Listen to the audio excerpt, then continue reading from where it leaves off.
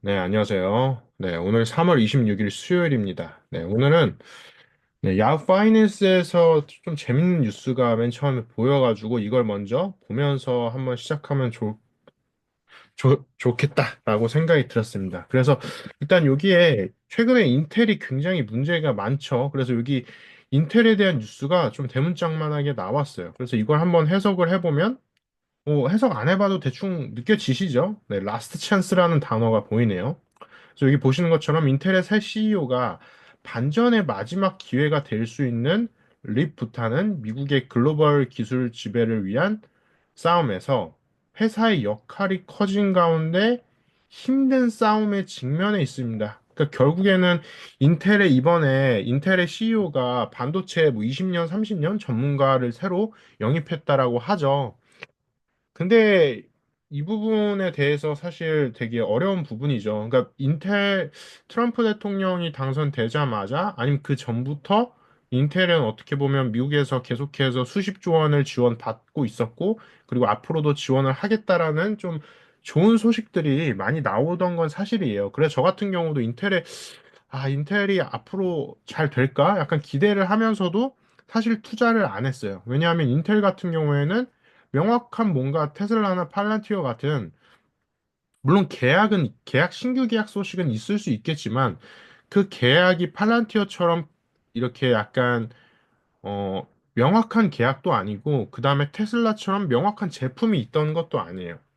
그러니까 지금 인텔 같은 회사들의 위치가 되게 위험한데, 예를 들어서 애플이랑 유사한 거죠. 그러니까 하드웨어의 판매도 애매모호하고 혁신적이지도 않고, 그다음 소프트웨어의 판매도 새로운 소프트웨어가 뭐 갑자기 이렇게 좋은 영향을 준다라던가 아니면 잘 팔린다라던가 아니면 완전히 새로운 회사들과 신규 계약을 한다라던가 그런 쪽이 아니라는 거죠. 그러다 보니까 인텔은 어떻게 보면 흔히 말하는 우리가 소프트웨어 기업이긴 하지만, 약간은 IT 기업이긴 하지만, 약간은 사양 산업처럼 느껴지는 게 있는 거죠. 인텔 같은 경우는. 그리고 실제로 매출이 그렇다라고 해서 실제 숫자가 찍히는 건, 그러니까 데이터가 되게 좋은 것도 아니다라는 게 이제 보이다 보니까, 저도 인텔에 대해서는 좋은 소식은 들리지만 그 좋은 소식이 실제로 매출로 찍히지 않다 보니까 투자를 안 한 게 사실이에요.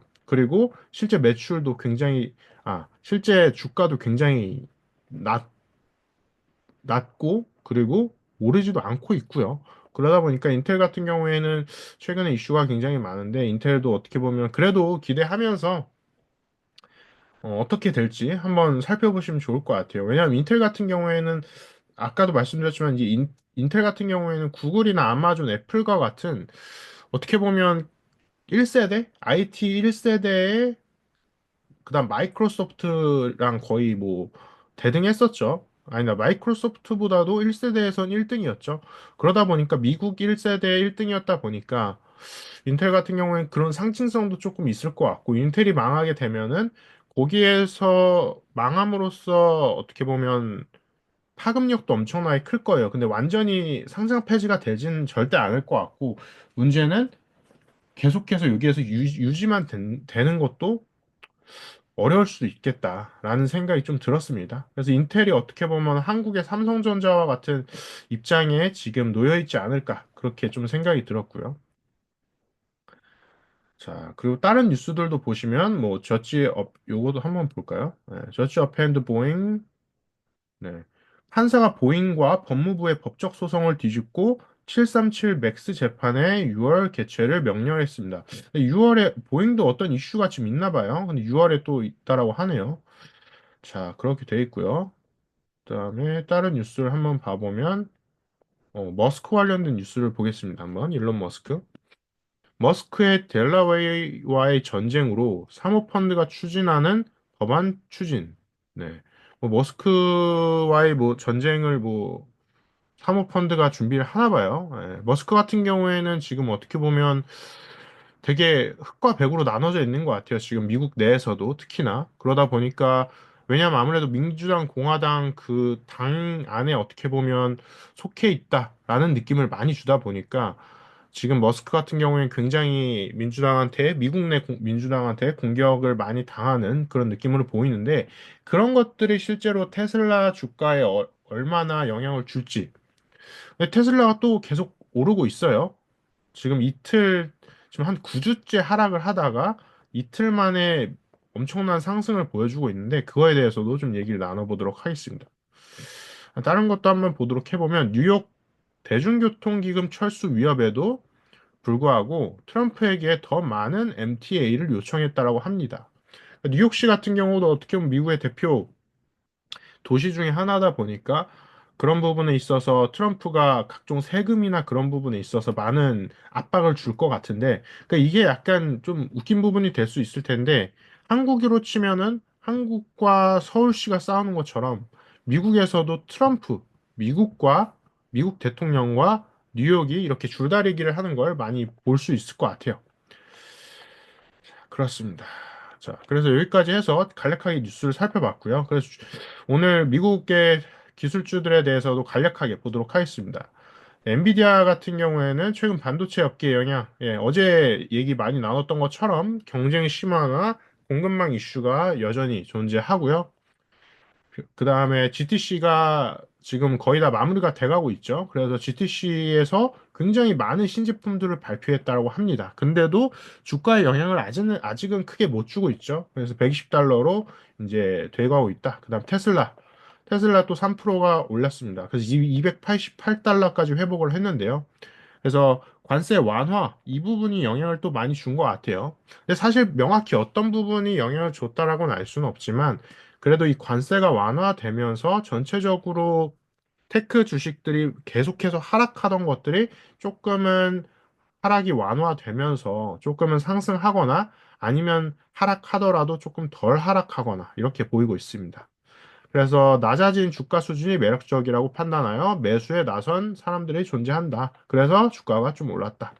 팔란티어도 96달러로 마무리를 했는데요. 특별한 뉴스 없이 소폭 하락하였습니다. 0.24% 하락했네요. 그래서 전반적인 시장 변동성에 따라서 0.24% 하락했습니다. 네, 아이온큐입니다.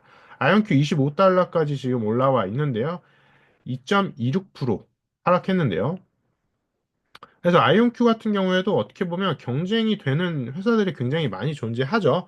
뭐 엔비디아가 얘기하는 거는 사실 뭐 경쟁이라고 하기에는 조금 애매하고 근데 엔비디아의 제스낭 회장이 계속해서 얘기를 하는 걸로 봐서는 엔비디아도 분명히 양자 컴퓨팅이나 퀀텀 그다음에 다른 컴퓨팅 소프트웨어 컴퓨팅 관련된 거를 AI 컴퓨팅 관련된 걸 이제 실제로 업무를 하고 있기 때문에 장기적으로 봤을 때는 아이온큐도 이제 엔비디아의 경쟁자가 충분히 될 수 있다라고 보이고 있습니다. 그래서 기술 개발이 앞으로 어떻게 계속해서 될지 아이온큐가 다른 양자 컴퓨팅 회사들에 비해서 기술 개발 속도가 높긴 한데 그게 2026년도까지도 지속될지 한번 살펴보면서 주가를 동향을 살펴봐야 될 것 같습니다. 구글 같은 경우에 1.69% 올랐는데요. 소비자 신뢰 지수 상승으로 인해서 상승한 걸로 보입니다. 그다음 아마존 1.20% 올랐습니다. 그래서 200달러로 다시 회복을 하게 됐고요. 전자상거래, 그다음에 클라우드 서비스 계속해서 어떻게 보면 매출도 잘 나오고 있고, 근데 컨센서스가 아마존 같은 경우 굉장히 높은 걸로 나와 있어요.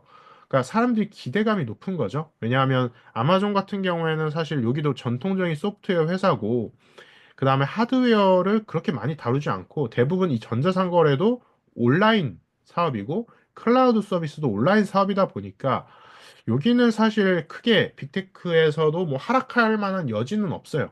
계속 그리고 자체적으로 전 세계에 있는 사람들을 대상으로 사업을 하다 보니까 아마존은 진짜 어떻게 보면 잘만 하면은 계속해서 상승할 일밖에 없다라고 보이는데요. 그러다 보니까 사람들의 기대감도 많이 높지 않을까 생각하고 있습니다. 그래서 애플입니다. 애플 1.3% 올라서 223달러인데요. 신제품, 애플 같은 경우에는 이 신제품에 따라서 좀 여하가 달라질 것 같습니다. 신제품에 대해서 나올 때까지 좀 기다려 봐야 될 것 같고요. 네, 브로드컴입니다. 브로드컴 굉장히 좀 요즘 답답해요.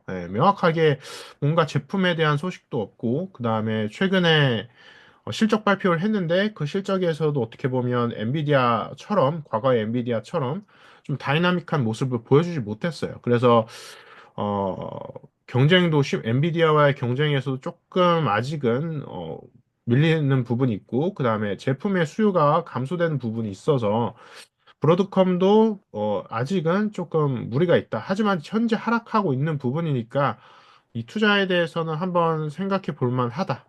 하지만 브로드컴은 요즘에 계속 하락하고 있어요. 그러다 보니까 도대체 언제까지 하락할지에 대해서 좀 살펴봐야 될 것 같습니다.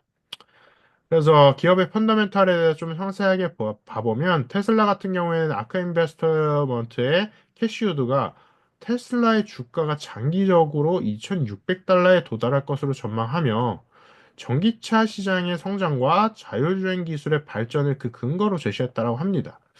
저는 자율주행이라는 느낌보다 FSD, 그러니까 FSD가 결국에는 풀 셀프 드라이빙이잖아요. 그럼 여기에서 중요한 거는 드라이빙이라는 개념보다 저는 이 풀 셀프가 더 중요한 것 같아요. 왜냐하면 결국에는 이 풀 셀프, 그러니까 전체적으로 자체적으로 자기가 다 스스로 하는 개념이잖아요. 그럼 이거는 테슬라의 로보틱스에도 들어갈 수 있고, 테슬라의 자동차, 테슬라 공장, 그러니까 하드웨어가 존재하는 곳이라면 이 풀 셀프 개념은 다 어떻게 보면 집어넣을 수 있는 거죠. 왜냐하면 소프트웨어다 보니까 그냥 하드웨어에다 설치하면 되는 거예요. 근데 물론 그 설치하는 거 굉장히 어렵겠지만 그걸 테슬라가 현재 해 나가고 있고요. 그 근거로서 뭐 2,600달러 도달할 것이다. 근데 이런 얘기들은 사실 많죠. 그러다 보니까 사실 몇 달러에 도달할 것이다. 이런 개념보다도 장기적으로 굉장히 큰 미래를 그려나가고 있다. 그 미래에 대해서도 저희가 함께 살펴보도록 하겠습니다. 그래서 제가 그 미래에 대해서 한번 조금 정리해 놓은 부분이 있는데 그 부분뿐만 아니라 오늘은 이 트럼프와 머스크의 계획에 대해서 살펴보도록 할게요. 그러니까 국가 부채가 폭증하는 이유, 그러니까 미국의 국가 부채가 왜 폭증할까? 그래서 제가 부자 감세의 역설과 도지 프로젝트의 실체를 한번 해부하는 분석 자료를 준비를 해봤는데요. 이 트럼프 캠프의 도지 정책이 작은 정부를 외치고 있어요, 현재. 그러니까 작은 정부를 외치면서 부채를 조금 줄이겠다라고 하는데 이거에 대해서 의문을 제기하는 뉴스들이 몇 개 존재했습니다. 그러니까 현실은 500조 부채 폭탄이라고 합니다.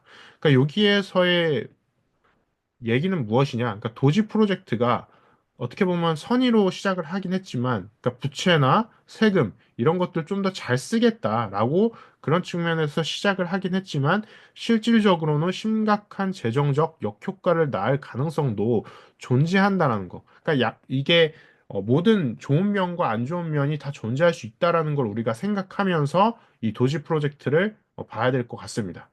첫 번째로는 IRS 감축이 초래할 조세 수입 손실과 국가 부채 증가가 있는데요.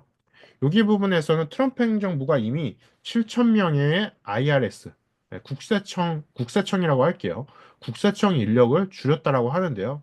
최대 5만 명까지 감축할 것을 목표로 하고 있습니다. 그래서 여기에서 계산을 한번 해놓은 부분이 있는데, 국세청 직원 7천 명 감축 시에 인건비, 그다음에 징수세금 감소, 순손실. 근데 여기에서 결과적으로 국가 부채가 640억 달러 증가하게 되는 부분으로 나와 있습니다. 계산되고 있습니다. 근데 만약에 5만 명으로 감축할 시에는 2,860억 달러로 부채가 증가한다라고 이렇게 계산이 나와 있습니다. 그러니까 이 부분이 단순히 직원을 우리가 인건비라고 하죠.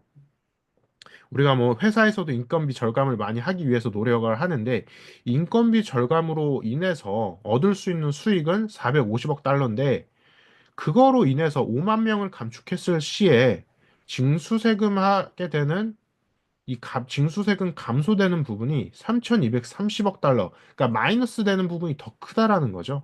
그러다 보니까 이렇게 국세청 직원들을 이렇게 감축하는 게 과연 이득만 되는 걸까? 그런 부분을 한번 생각해 보자는 거죠. 두 번째는 이제 조세 정의와 부자 보호 논란인데요. 여기에서는 중요한 부분은 하위 70%는 고작 15%의 세금 격차를 만들어낸다라고 해요. 그러니까 결국에는 탈세가 더 많이 일어난다라는 뜻이죠. 그러다 보니까 이 국세청 직원 감소 정책이 이 감축 정책이 사실상 부자 보호 정책으로 해석될 수 있다는 뜻이에요. 네, 그리고 세 번째는 연방 정부의 공식 평가, 그다음에 국세청 예산 복원 필요성이 얘기가 나오고 있는데요. 재정 적자 감축을 위해서 절대적으로 이 필요한 투자가 분명히 존재하죠. 왜냐하면 IT 인프라도 있고 미국 내에서 어떤 AI 관련된 사업들이 계속해서 존재하기 때문이죠. 근데 실제로 투자 대비 수익률이 계산을 해보면 오히려 재정에 더 큰 손실을 입을 수 있다. 그러니까 여기에서 중요한 건 장기적으로라는 뜻인데 과연 이 여기에서 얘기하고 있는 장기적으로가 어느 정도까지 장기적일지는 앞으로 또 추가적인 뉴스를 통해서 살펴봐야 될 것 같습니다. 그래서 도지에 대해서 의문을 갖고 있는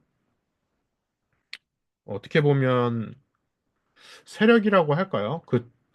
그 상황들이 분명히 존재할 텐데 우리가 사람을 줄인다라고 해서 그 다음에 흔히 말하는 도지에서 얘기하고 있는 슬림한 정부, 그러니까 정부에 있는 사람들을 줄인다라고 해서 그 정부가 과연 정말 제대로 될 것인가는 조금 의문일 수 있다라는 거죠. 그러니까 이상주의적 목표, 그러니까 도지가 추구하고 있는 거는 결국에는 민간 기업처럼, 그러니까 일반 테슬라 기업처럼 사람을 줄이고 일 잘하는 사람만 남기겠다. 굉장히 좋은 목표예요. 근데 그게 그 좋은 목표가 그냥 단순히 좋은 목표를 넘어서서 이상주의적 목표로 가고 있지 않나. 그 부분에 대해서 한번 생각해 볼 만한 문제라는 거죠. 그러다 보니까 이 부분으로 인해서 조세 정의와 재정 건전성까지 모두 포기하게 될 수 있다. 그래서 이 작은 정부로 인해서 더 큰 부채를 낳을 수 있다라는 어떻게 보면 하나의 의문이 제시된 겁니다. 그래서 도지 정책이 효율적 정부가 아니라 무능한 수금 시스템을 만드는 지름길일 수 있다. 그렇게 결론이 날 수 있는데요. 현재 2025년 6월 달까지 트럼프 정부가 굉장히 지금 열심히 일을 하고 있다라고 합니다. 그러니까 6월 안에 어떤 결판을 낸다라는 거죠. 그러다 보니까 하루가 멀다 하고 계속해서 새로운 뉴스들이 쏟아지고 있습니다. 그건 테슬라도 마찬가지고 다른 기업들도 마찬가지죠. 그러다 보니까 지금 어떻게 흘러갈지는 아무도 알 수가 없어요. 그거를 대변하는 게 이렇게 미국의 주요 증시 현황이죠. 지금 보시는 것처럼 사실 S&P 500, 나스닥, 다우 산업이 이렇게 전체적으로 하락하고 뭐 상승하고 그것보다도 변동성이 지금 보시는 것처럼 그래프의 변동성이 굉장히 심해지고 있어요. 그만큼 주식 시장도 굉장히 많이 흔들린다는 거죠. 그러다 보니까 이렇게 흔들리는 시장에서는 사람들이 투자하게 되는 소비 심리, 투자 심리도 그렇고 소비 심리도 그렇고 전체적으로 위축될 수밖에 없는 상황인 거죠. 그래서 이러한 상황에서 사실 어떤 주가가 얼만큼 더 오를 거냐는 더더욱 우리가 생각하기가 어려워지고 있어요. 그러다 보니까 여러분들도 이제 이 투자에 대해서 저도 지금 어떻게 보면 투자를 지금 원활하게 하고 있지 않은데 어떻게 보면 좀 방관하고 있어요. 지켜만 보고 있어요. 공부하면서. 그래서 왜냐하면 지금 같은 경우는 변동성이 너무 심하다 보니까 아무래도 이렇게 지켜보면서 좀 삼자의 입장으로 지켜보면서 공부를 하는 게 더 낫지 않을까라고 생각을 하고 있습니다. 네, 그래서 오늘은 여기까지 해서 전체적으로 트럼프와 테슬라, 그 다음에 전체적으로 빅테크들의 이슈에 대해서 간략하게 살펴봤고요.